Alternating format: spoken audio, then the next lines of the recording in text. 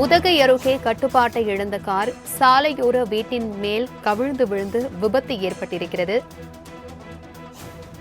நீலகிரி மாவட்டம் உதகையில் கார் கவிழ்ந்து விபத்து ஏற்பட்டிருக்கிறது. சென்னையை சேர்ந்த ராகுல் தனது குடும்பத்தினருடன் சென்ற கார் தற்பொழுது கவிழ்ந்து விபத்துக்குள்ளான சம்பவம் பெரும் பரபரப்பை ஏற்படுத்தியிருக்கிறது. மேலும் நல்வாய்ப்பாக காரில் இருந்தவர்கள் லேசான காயங்களுடன் உயிர் தப்பியிருக்கின்றனர்.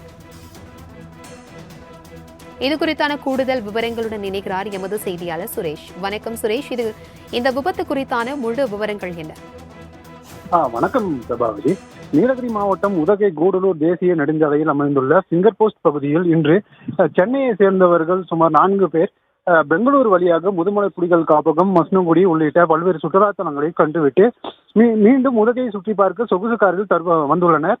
அப்போது எதிரே வந்த வாகனத்திற்கு வழிவிட சொகுசு காரின் ஓட்டுநர் சாலையோரத்தில் நிறுத்த முயன்ற போது கீழே இருந்த வீட்டின் மீது கார் கட்டுப்பாட்டை இழந்து விபத்துக்குள்ளானது. இந்த விபத்தில் காரில் பயணித்தவர்களும் வீட்டில் இருந்தவர்களுக்கும் எவ்வித காயங்கள் இன்றி அதிர்ஷ்டவசமாக உயிர் தப்பினர்.